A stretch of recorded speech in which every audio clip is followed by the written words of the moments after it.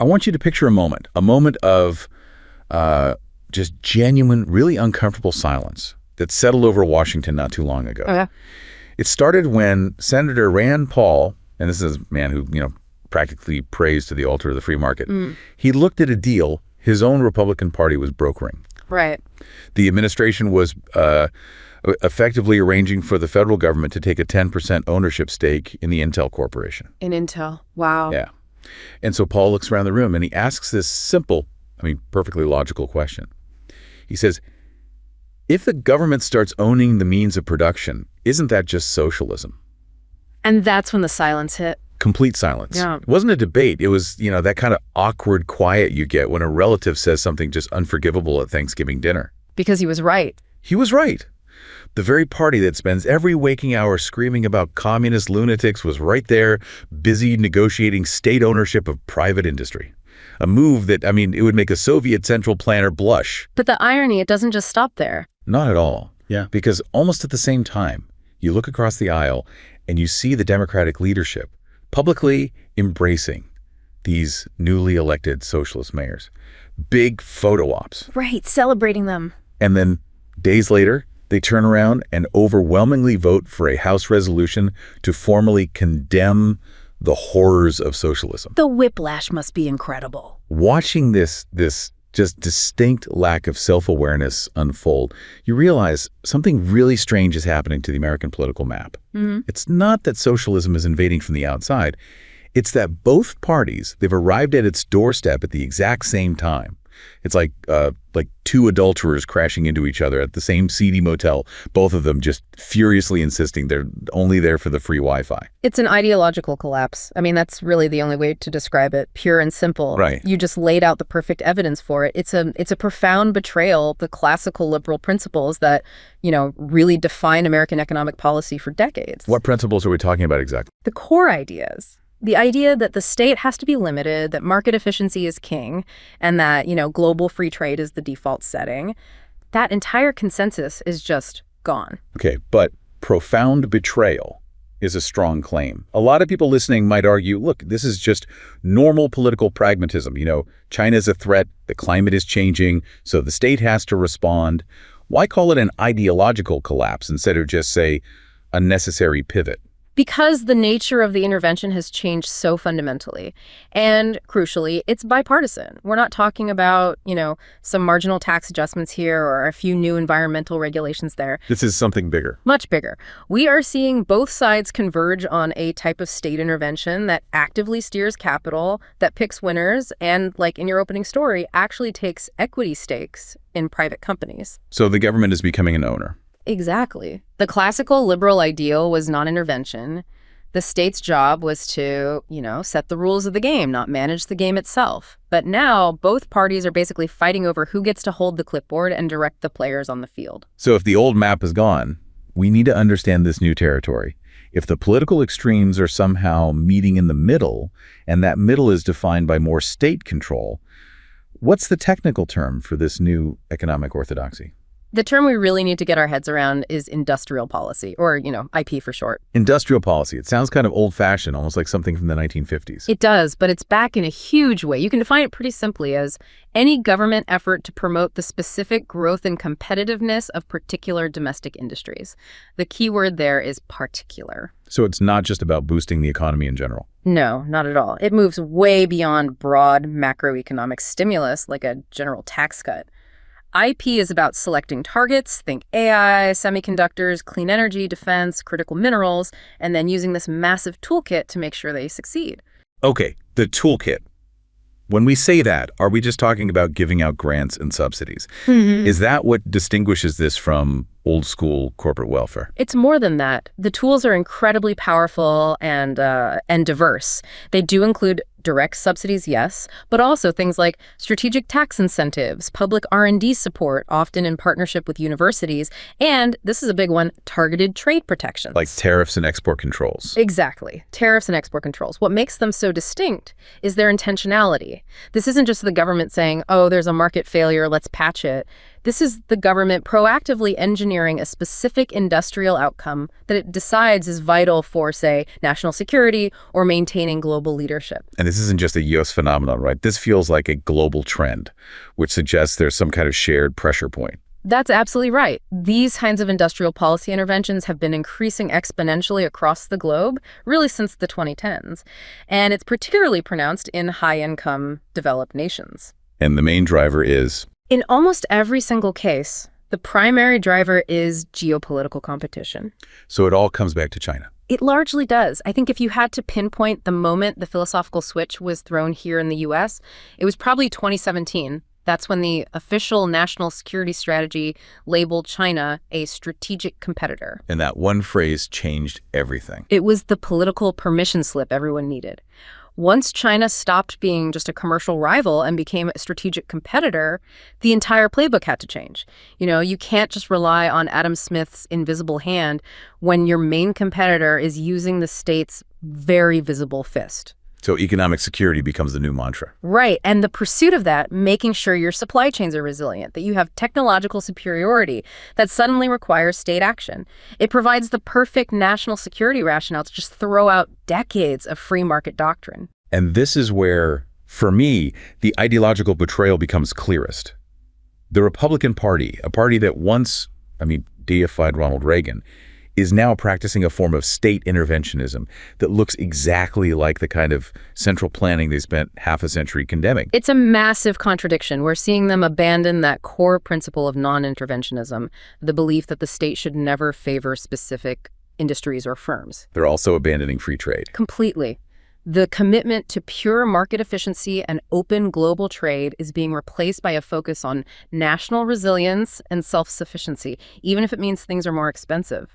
The GOP's shift is really towards a kind of state capitalism combined with this very aggressive economic nationalism. So how does this state capitalism actually work under the Republican banner? It can't just be tariffs. No, their approach is sort of two-pronged and often pretty contradictory.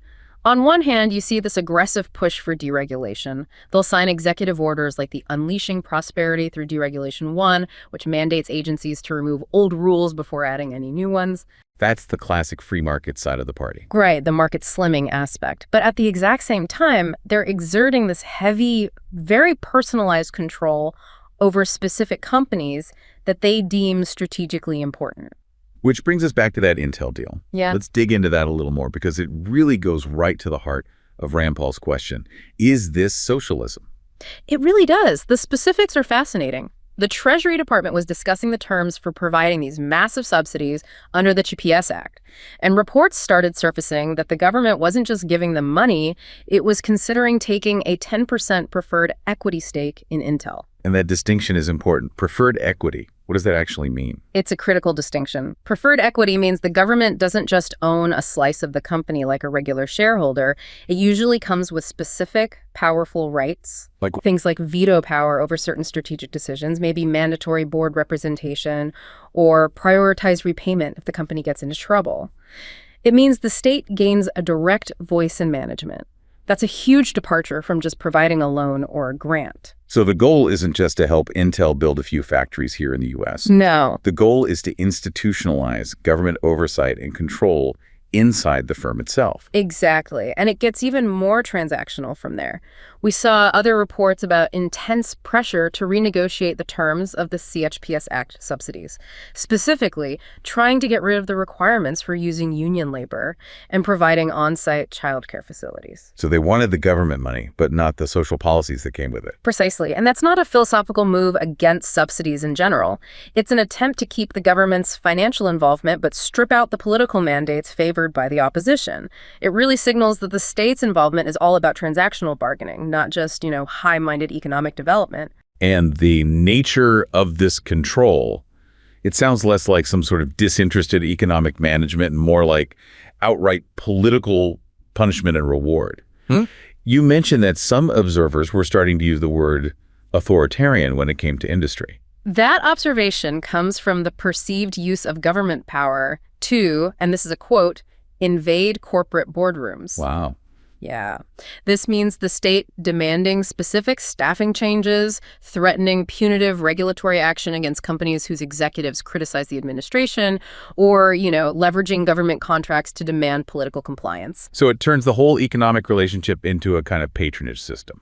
That's a good way to put it. It becomes less about optimizing the market and more about enforcing the state's nationalist will through raw political bargaining power. For you, the listener, the ideology is less important than the simple fact that the government has the power to interfere or reward you based on your political loyalty. Okay, so on the right, it's this loud, aggressive, transactional state capitalism. How does the democratic shift, which is framed as Bidenomics, compare to that?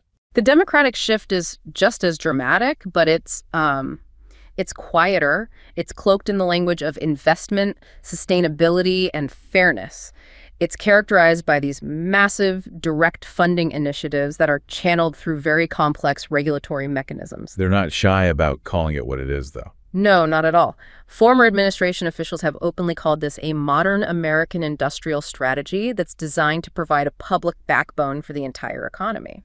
And when we talk about the big pieces of legislation, the Infrastructure Investment and Jobs Act, the GPS and Science Act, and the Inflation Reduction Act, the IRA, we're talking about a staggering amount of money. We're talking about potentially trillions of dollars over the next decade. But it's important to understand how these bills function as industrial policy. It's not just about handing out cash. Right. So we need to look at the fine print. How do they work? Let's take the IRA, the Inflation Reduction Act, as an example. It relies very heavily on something called transferable tax credits. Transferable tax credits, what are those?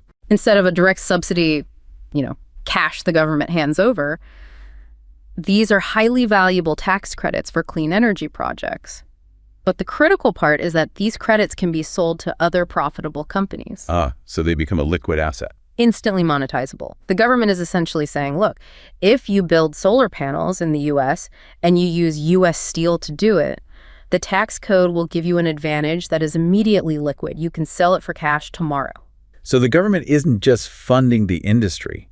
It's structurally manipulating the market and the tax code to make certain desired behaviors, like building domestically, the most financially logical choice for private capital. Precisely. And then this is all layered with other requirements, like very stringent domestic content rules. Meaning you have to use American-made parts.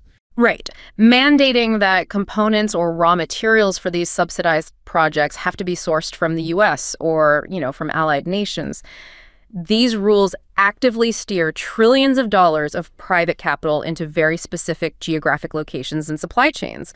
So even while the administration was saying, look, I'm a capitalist, go make $1 billion, the policy reality is that the state is now deeply embedded in the selection process, directing where and how that $1 billion can actually be made. So if you look at both parties, the GOP using this raw and transactional power, and the Democrats using this complex structural tax manipulation, it really sounds like they're just performing political theater while quietly building towards the exact same endpoint. Which is a state-led economy. Yeah. And this brings us to this really fascinating ideological synthesis that's emerging underneath all the partisan fighting. It's being called the abundance agenda. The abundance agenda. And this concept is so powerful because it's finding supporters all across the political spectrum. You have libertarian-leaning philanthropies and conservative think tanks backing it, right alongside progressive policy thinkers and liberal news co-founders. It's bridging this huge divide by focusing on a single shared objective. And what is that core unifying objective? It focuses squarely on expanding the supply of critical goods. It sort of sidesteps the debate about how to redistribute or regulate existing scarcity. So instead of fighting over slices of the pie, they want to make the pie bigger. Exactly. The argument is, if housing is too expensive, if healthcare is inaccessible, if our infrastructure is crumbling, the problem is scarcity. We should focus all our energy on making these things abundant. And what's the policy method for achieving that? It champions a combination of two things that used to be seen as opposites: strategic public investment and targeted deregulation. So that's the bridge. That's the bridge. It recognizes that public investment alone won't solve the problem if regulatory hurdles make it impossible to build anything. And, on the other hand, deregulation alone won't work if the private sector just isn't willing to fund the kind of long-term, high-risk R&D we need. That immediately explains the crossover we see. It explains how you can have someone like Trump talking about deregulation and launching concepts like freedom cities to solve the housing crisis, he's focusing on expanding production. Yes, and the abundance agenda proponents echo this. They argue for a massive streamlining of bureaucratic processes, things like reducing zoning complexity, simplifying environmental reviews, and speeding up the permitting requirements that just throttle housing construction. So the state should use its power to remove barriers to production. Right. And then you look at something like healthcare. How does it apply there? The focus shifts to deregulating biotech, speeding up medical device approvals, and streamlining clinical trials. The idea is that if the state enables faster innovation, you can develop breakthrough technologies that might prevent chronic conditions, which would fundamentally reduce the future demand and therefore the cost of healthcare. So both parties are quietly converging on using the power of the state to foster production. Republicans are emphasizing the barrier removal. Democrats are emphasizing the strategic investment. And the result is exactly the same. The state is now the central planner of the entire production landscape. Okay, so we've established the what, this convergence on industrial policy. Now we have to get to the why. Why are both parties simultaneously abandoning decades of this classical liberal consensus? Well, it's because the underlying economic engine is sputtering. And this is what validates that deep, deep cynicism you see among, say, a 25-year-old worker today. They feel it. They feel that something is broken. Right. And they're not wrong. We have to look at the macroeconomic pressure points that have been building for decades now. The most fundamental engine of growth, which is productivity, is stalling out. And productivity is just worker output per hour, right? Simply put, yes. And since the Great Recession of 2008, the rate of productivity growth has slowed way down. If your productivity isn't growing consistently, your long-term GDP growth is pressured, and that means living standards for the average person just stagnate. And on top of that sluggish growth, you have this staggering and, more importantly, very visible inequality. Yeah. The data here is just relentless. It really is. I mean, look at the share of GDP that goes to labor compensation, so wages and benefits. It used to be around 65% in the latter half of the 20th century. In recent years, it's fallen to roughly 58%. Which means that wealth is being structurally redistributed away from workers and toward capital owners. Yes. And when the overall economic pie is growing very slowly, and labor's slice of that shrinking pie is also getting smaller, it becomes almost mathematically impossible for the average worker's living standards to improve in any meaningful way. And the gap at the very, very top is just, I mean, it's obscene. The statistics are almost hard to believe. In 1965, the ratio of CEO pay at the top 350 U.S. firms compared to their average worker was about 20-1. 20-1. By 2020, that ratio had skyrocketed to 342-1. 342. Yes. That is not a marginal increase. That's a sign of a structural failure in how we set wages and in corporate governance. There's very little evidence that corporate boards are critically questioning this aggressive shareholder-first mentality. What's also fascinating is how this inequality seems to line up perfectly with market concentration. It confirms that there are real pressures on competition. Absolutely. Researchers have consistently shown that corporate concentration, so the market share held by the biggest firms, has been persistently increasing for the last century.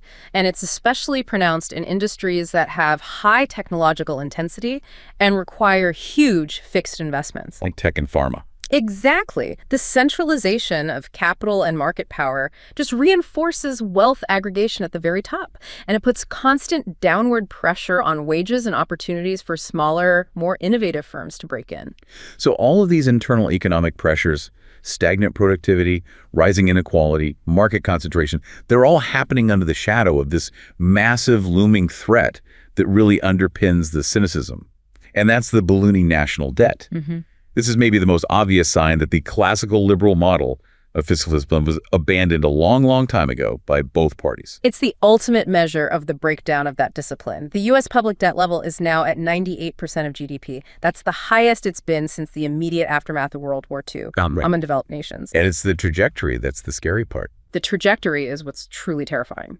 The problem is fundamentally rooted in unchecked spending, which is projected to just rise dramatically. To what level?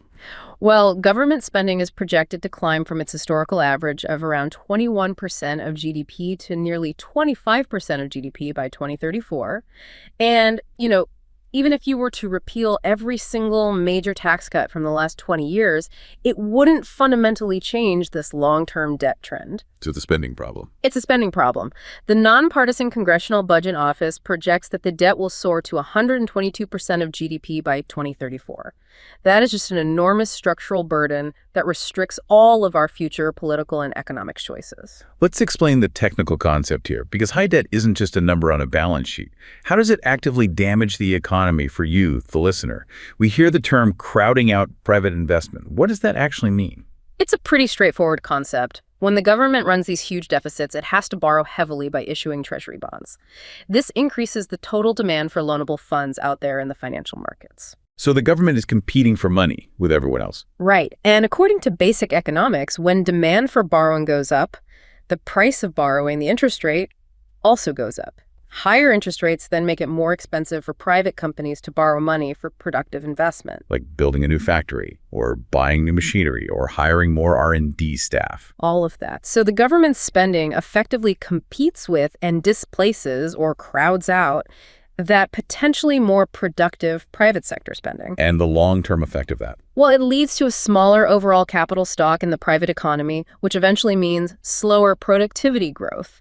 And as we said, slower productivity growth translates directly into lower long-term wages, reduced workforce participation, and just a general drag on our economic potential. And that's not even counting the interest payments. Right. The interest payments on this massive federal debt consume an ever larger share of the federal budget, which severely limits our political capacity to respond to future crises, whether those are natural disasters, pandemics, or new geopolitical threats. When the economic fundamentals are eroding like this, and the state is buried in debt, the human and sociological cost is just immense. It translates into a complete and total loss of faith. And we have this incredibly powerful anecdote about a man named Dr. Aris, a retired Federal Reserve economist. He was one of the institutional watchmen of the system. Right. Dr. Aris really embodied that classic moderate consensus of the late 20th century. He believed in gradual adjustment, market stability, responsible politics, all the things you're supposed to believe in. But then he tried to explain the wisdom of this system to his 25-year-old grandson, who was struggling economically. And what happened? He was met with cynical laughter. The grandson just laughed at him. Why? Because the young man saw no real difference between the political options on offer. He wasn't seeing a functioning democratic system with nuanced choices. He saw what he called a rigged game, a game fueled by massive debt and state manipulation. He saw the bipartisan convergence that we've been talking about? Exactly. He saw both sides delivering basically the same government product, just in different packaging. He recognized that the old political coordinates had failed, and they'd been replaced by debt and short-term thinking. What's so fascinating to me is Dr. Aris's own realization after that conversation. He called it a noble betrayal. That phrase is just incredibly insightful. What he meant was that his generation, the institutional custodians, they prioritized short-term stability and political convenience over long-term structural health. They kicked the can down the road. They did. They accepted incremental debt increases, they tolerated growing inequality, and they used all these short-term fixes to avoid making painful choices, all while believing they were being responsible and maintaining the system. And in doing so, they destroyed the faith of the next generation. They fundamentally destroyed the long-term faith of the next generation in the integrity of that very system. And this loss of political coordinates, it contributes to this pervasive sense of what sociologists call enemy, a condition where social or moral norms are confused, unclear, or just totally absent. And you can measure the result of this betrayal. You can see it in the data on public trust. Precisely. U.S. public trust in the federal government has just plummeted. It went from nearly 80% in the mid-1960s to below 20% in recent years. And when trust is that low and inequality is that high, a lot of observers argue the system stops functioning like a robust democracy. It starts functioning like something else. Research suggests that policy outcomes empirically match the preferences of the wealthy and the powerful far more often than they match the preferences of the average voter, which leads to the, very accurate perception that the system is operating more like an oligarchy. And it's that cynicism born from economic failure and this loss of faith that becomes the engine driving younger generations towards much more radical policy solutions. Including socialism. So that structural decline provides the perfect context for the ideological shift we're seeing on the Democratic side. The party is experiencing this profound internal conflict. a kind of ideological schizophrenia as it tries to react to all this anger over inequality and the lack of trust. The identity crisis within the Democratic Party is severe. I mean, if you look at the polling data, the shift is just undeniable. Back in 2010, only about 27% of Democrats had a positive view of socialism. Okay. By 2025, that figure had ballooned to 66%. You have a majority of the party's base that feels genuinely jilted by capitalism. And that anti-oligarchy message really resonates with them. It resonates deeply. It's what makes figures like Bernie Sanders the party's spiritual anchor, even if he's not the one in charge. So you have this populist wing of the party that's embracing the philosophy, and then you have the moderate establishment wing that's terrified of the label.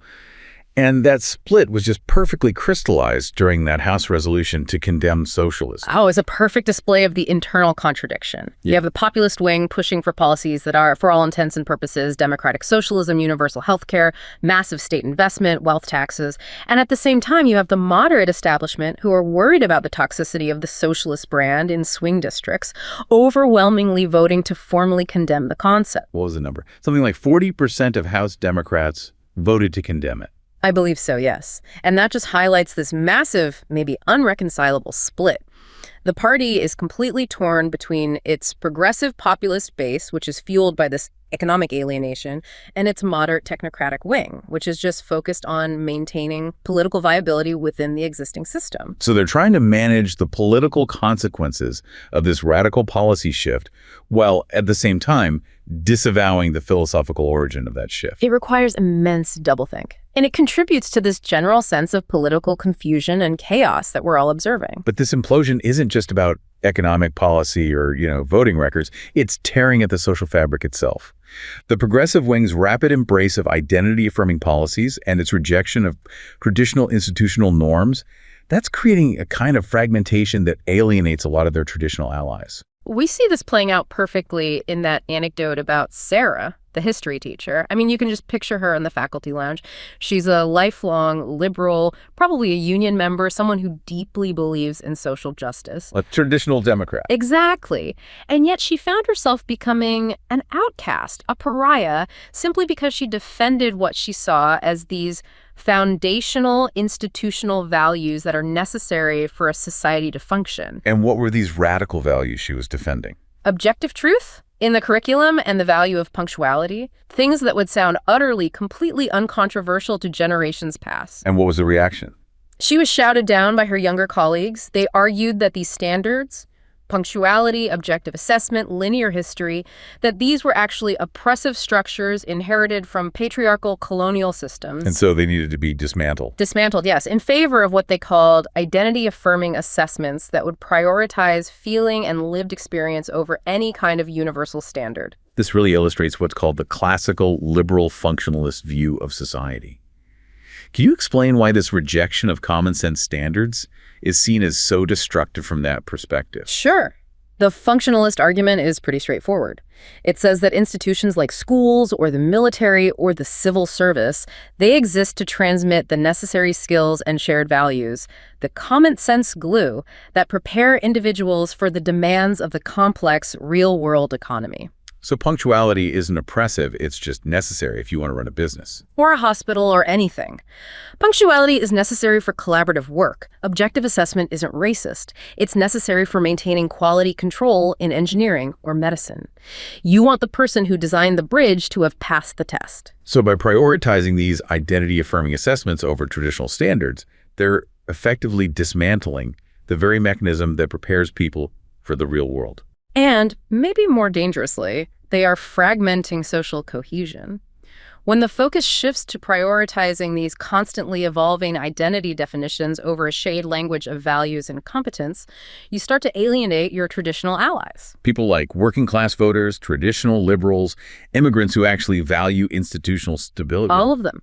Because they no longer recognize the operating principles of the left. And this deep-seated fragmentation, this loss of shared norms, it feeds right back into that sociological anomie we talked about earlier. It makes the entire political landscape feel unmoored, chaotic, and untrustworthy. Okay, so if the political reality is that the state is going to be more and more involved in managing the economy, we have to move beyond just the ideological hand-wringing and actually look at the evidence, what works and what doesn't, when the government starts picking winners. Right. We need to study the institutional blueprints. And let's start with what is generally considered the gold standard of successful government intervention in the U.S.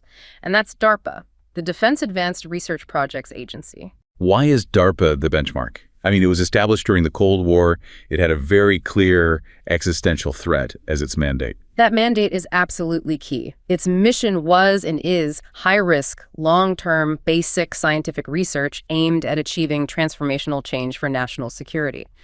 But what makes the design so successful isn't just the mission, it's the management structure. How is it structured?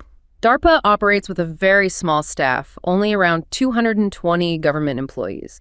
And it's run by highly specialized program managers who are actual scientists, not bureaucrats.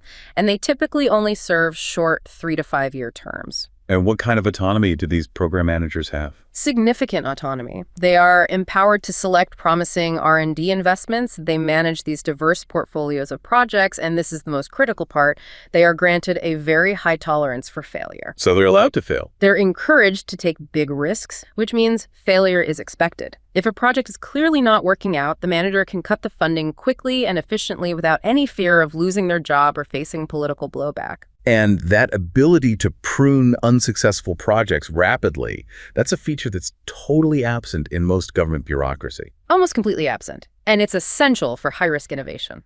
And the long-term payoff from DARPA has been immense. It's extended far, far beyond the initial military applications. Absolutely. DARPA successfully generated the fundamental innovations that were later commercialized into world-changing technologies. They laid the groundwork for the internet, for GPS technology, for microelectromechanical systems, and for key advances in semiconductor technology. So it shows the state can be an effective entrepreneurial force. It can, when it's structured to prioritize technical excellence and efficiency over political expediency. But for every DARPA, there are cautionary tales that just fuel the critics. We have to look at the failures, specifically things like Solyndra and the California High-Speed Rail project. Solyndra is the classic modern industrial policy failure. The solar company received huge federal loan guarantees and then went bankrupt. Why did it fail? It collapsed because while the U.S. was trying to sort of gently nurture its solar industry, it ran headfirst into China's incredibly aggressive competitive industrial policy. China was willing to invest far more aggressively to completely dominate the global solar market. They just flooded the supply with cheap alternatives that Solyndra couldn't compete with. So you're saying the U.S. policy structure itself was flawed, not necessarily the concept of supporting green energy. I think both were flawed. The U.S. policy structure lacked any clear metrics or mechanisms for cutting off support for a failing company that was being outcompeted on the global stage.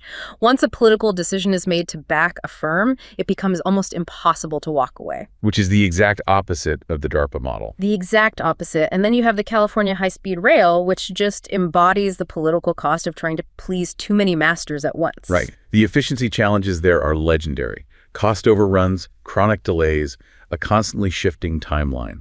And those issues weren't accidental. They were directly tied to political decisions and compromises that were aimed at maximizing things like jobs, local economic revitalization, and ridership all at the same time. For example? For instance, the routing of the train was expanded and diverted through the very sparsely populated Central Valley, and that was done specifically to satisfy political demands for land acquisitions and to generate jobs in a region that was economically lagging. Which sounds like a worthwhile social goal, trying to revitalize a lagging region, but it came at a huge cost to efficiency. It absolutely did. By prioritizing that economic revitalization and local job creation over optimizing for the highest ridership areas first, like a direct line from San Francisco to Los Angeles, the project became vastly more expensive, more complex, and was delayed by years, if not decades. And a lesson there. The lesson is that when industrial policy tries to balance too many competing political goals, efficiency, social equity, jobs, revitalization, efficiency is almost always the first casualty. And that just validates every single concern the free market critics have. So if the U.S. is going to go down this path, it needs to look at the global institutional toolkits that are actually designed for this kind of long-term financial statecraft. It can't just rely on direct subsidies and tax credits. Exactly. We need institutions that are built for this purpose. And we can identify 3 key models that operate globally and historically: national development banks, state holding companies, and, believe it or not, our own historical precedent, the RFC. Let's start with national development banks, or NDBs. Yeah. You're using Germany's KfW as the gold standard here. How does that operate? So KfW is one of the largest publicly owned banks in the world, and its genius is that it acts as a bank's bank. It doesn't compete directly with commercial lenders. What does that mean, a bank's bank? Because it's backed by the full faith and credit of the German government, it has a perfect credit rating. It can borrow money very cheaply. It then leverages this cheap credit to augment private credit flow, mainly through partnerships with commercial banks. It de-risks investments for them. So it uses its public status to help private banks lend money towards national priorities. Precisely. KfW supports major national mandates, like financing Germany's incredibly ambitious path to achieving carbon neutrality by 2050. How does it do that? It runs programs that essentially allow commercial banks to lend money for, say, energy-efficient home renovations at below market interest rates. And they can do that because they know KfW is absorbing much of the risk. We actually have data showing that one major KfW program generated a reported 4-to-1 return on investment for the federal government. Wow. It proves that public finance can effectively incentivize private sector adoption of high environmental standards without needing massive direct handouts. Okay, then we have the state holding company, or SHC, model, and the example is Singapore's Temasek. This sounds more like a venture capital firm. It's very dynamic. Temasek manages this massive portfolio of equity stakes in companies both in Singapore and internationally. And it acts with the agility of a venture capital firm. Unlike a traditional bureaucracy, its mandate is to operate commercially, but its ultimate shareholder is the state. And it has more flexibility. A lot more. It has the flexibility to take controlling stakes in strategically important domestic companies like Singapore Airlines or their big telecom providers, and it actively exercises its corporate governance rights. So if the U.S. created a Temasek-like entity, it would be the one taking those 10% stakes in Intel. But it would have a transparent mandate for commercial success and strategic influence, not just backroom political bargaining. That is the key distinction. The benefit is flexibility and influence. SHCs use equity, not just loans, which gives the state direct influence over business strategy. That's especially important for nurturing innovative early-stage businesses that might otherwise fail to scale up. And finally, we can look back into American history. We often forget that the U.S. has done this kind of large-scale state capitalism before with the Reconstruction Finance Corporation, the RFC. The RFC is a colossal example of American financial statecraft. It was established during the Great Depression and then ramped up during World War II. And its scale was just monumental. By 1934, it had borrowed billions, it held voting rights in thousands of American firms, and it was essentially the largest single investor in the entire country. And how did it exercise its control? Was it just providing loans? No, not at all. The RFC often purchased preferred stock, which meant it had a controlling interest without necessarily owning 51% of the common stock, and it actively used its shareholder rights to influence management decisions. All quite. It dictated dividend policies and executive compensation. It specifically capped high payout to meet clear public goals. First, dealing with the economic emergency of the Depression, and later, aiding the broad wartime production effort. It was a commercially sound enterprise. It ultimately paid back all of its loans, but its primary mandate was never profit. It was strategic public control. And this historical example proves the U.S. absolutely has the institutional and legal capacity to use state power for deep economic engineering. So this new era of statecraft, it presents this undeniable opportunity to solve an enduring American problem: the decline of labor power and the rise of economic inequality. Mm-hmm. If federal labor law reform has proven politically impossible for decades, then maybe industrial policy is becoming the viable alternative to reverse union decline and ensure that workers actually share in the bounty of these massive public investments. That is the core policy challenge right there. If the state is going to engineer this huge shift toward a green economy and domestic manufacturing, then the policies have to explicitly provide unions with an institutional role in managing that transition. That's the only way to ensure labor shares in the benefits, rather than just bearing all the costs. And we can look to international models where labor policy and industrial policy were basically inseparable, like the Swedish Rehn-Meidner model. What was the structure of that? The Rehn-Meidner model, which was mainly operational between the 1950s and 1980s, was highly sophisticated. It aimed to promote full employment while also curbing inflation through centralized wage bargaining. What does that mean? Unions and employers would agree to limit overall wage growth nationally, but they would focus any wage increases on the bottom end of the pay scale to reduce inequality.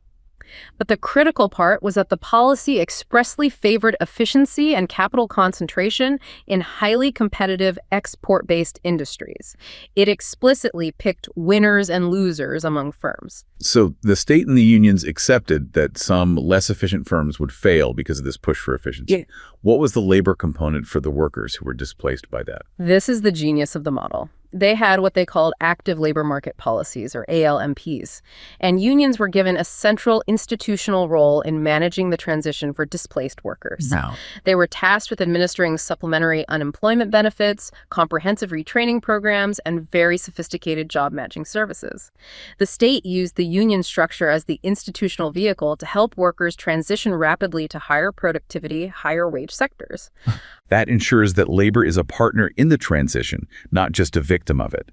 And we've even seen simpler examples of this tied to government action here in the U.S. sphere, like in Puerto Rico's garment sector. Right. In Puerto Rico, they established these centralized wage boards. And while it wasn't a massive industrial policy, they implemented policies that required voluntary employer neutrality and card checks, which makes unionization much easier. And that significantly boosted union membership and improved working conditions in the garment sector. It just shows that even small policy shifts, when they're backed by the state, can dramatically alter the balance of power. This all brings us back to the present. If we are pouring trillions of taxpayer dollars into corporations through industrial policy, whether it's direct subsidies or these transferable tax credits, we have to have guardrails. We have to prevent this public investment from simply fueling private extraction and benefiting only shareholders. This is absolutely non-negotiable. The money is fungible. A grant for a new factory can free up cash that a company then just uses to reward shareholders through stock buybacks. Therefore, these funds have to include strict limits on corporate extraction. And the CHEPS and Science Act set a pretty good model for this, right? It's at a fantastic, though maybe imperfect, model. It explicitly preferences companies that commit to not conducting stock buybacks for a specified period after they receive federal funds. And why is that so crucial? Because stock buybacks are the primary mechanism for maximizing shareholder wealth in the short term, and they often lead to reduced investment in R&D or wages. By linking federal funds to a buyback ban, the government mitigates the risk that taxpayer dollars are just indirectly subsidizing shareholder returns. It ensures the funds actually serve the policy's productive purpose, which is building chips. The IRA needs to adopt similar strict restrictions. Okay, what about the workers in the fossil fuel industry or the traditional auto industry who are going to be displaced by this transition to a green economy? How do we prevent them from paying the entire structural cost of this state-led shift? We have to create what you could call fair transition funds. These would be co-managed by labor and management, maybe modeled conceptually on something like the Taft-Hartley funds. And importantly, they would be funded by the profitable green firms that are benefiting most from industrial policy, think EV manufacturers or battery producers. So the winners help pay for the transition of the losers. Exactly. And what would these funds provide? Comprehensive support, supplementary unemployment benefits that bridge the wage gap between the old job and the new one, comprehensive retraining programs specifically tailored to green economy jobs, and robust job matching services. So they would basically act as that active labor market policy structure we saw in Sweden. That's the idea. It would give unions a visible and influential institutional role in managing the transition, and it would ensure that the working class sees themselves as beneficiaries, not victims, of this new economy. And finally, what about giving workers an actual voice in the strategic decisions being made inside these corporations that are benefiting from all this public money? Encouraging worker participation, particularly board representation, is a really powerful governance tool. And we have a clear historical U.S. precedent for this. The UAW, the Auto Workers Union, gained a seat on the board of Chrysler back in 1980 during that company's crisis and government bailout. And what was the effect of that? The UAW president who served on the board at the time noted that his presence brought the critical perspective of the workforce right to the table. He talked about the economic dislocation caused by potential plant closures, something many corporate board members hadn't truly considered from a human perspective. Industrial policy should prioritize, and maybe even mandate in some cases, that companies receiving massive public benefits bring worker voice into that zone of entrepreneurial control. So that social considerations are baked into the strategic decisions from the beginning. Right, not just added on as a political afterthought. So at the end of the day, where does this leave the American political system? The old consensus is gone. It's been shattered by structural decline, by geopolitical pressure, and by this profound loss of public trust. We are no longer debating if the government should intervene. The debate now is how and to what degree it should manage the economy.